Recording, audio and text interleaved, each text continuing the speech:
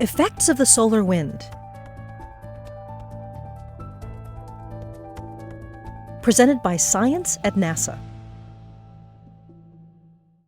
The wind speed of a devastating Category 5 hurricane can top over 150 miles per hour, or 241 kilometers per hour. Now imagine another kind of wind with an average speed of 0.87 million miles per hour, or 1.4 million kilometers per hour. Welcome to the wind that begins in our sun and doesn't stop until after it reaches the edge of the heliosphere, the solar wind. The corona is the sun's inner atmosphere, the brightness that can be seen surrounding an eclipsed sun, and home to the continually expanding solar wind.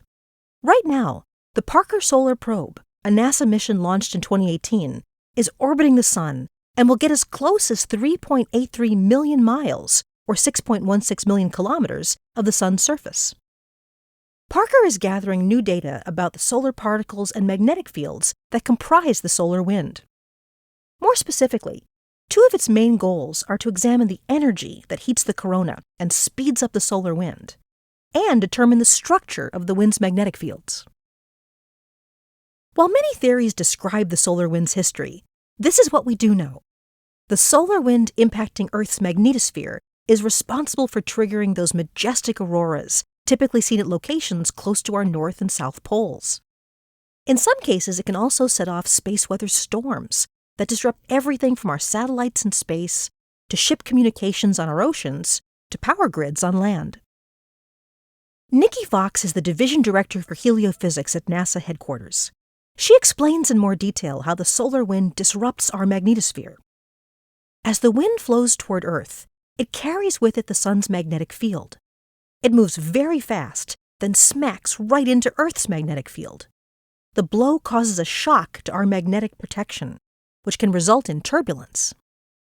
NASA also has another reason to study the solar wind and its properties. The solar wind is part of a larger space weather system that can affect astronauts and technology. As Fox notes, we not only have to ensure our astronauts are protected from the harmful effects of radiation, we have to protect our equipment too. So we've already found aluminum to be a good shield to protect our crafts from many energetic particles. But there are also faster particles that travel at 80% of the speed of light, which can cause havoc with parts of a spacecraft. They can smash into and damage solar panels, disrupt electronics, or affect electric currents that flow along power grids.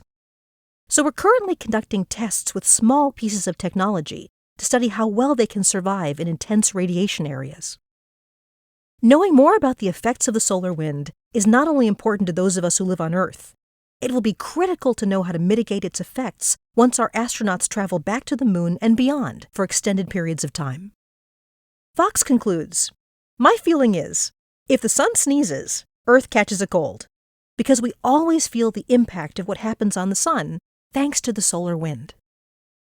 Get blown away by the science behind the solar wind at science.nasa.gov.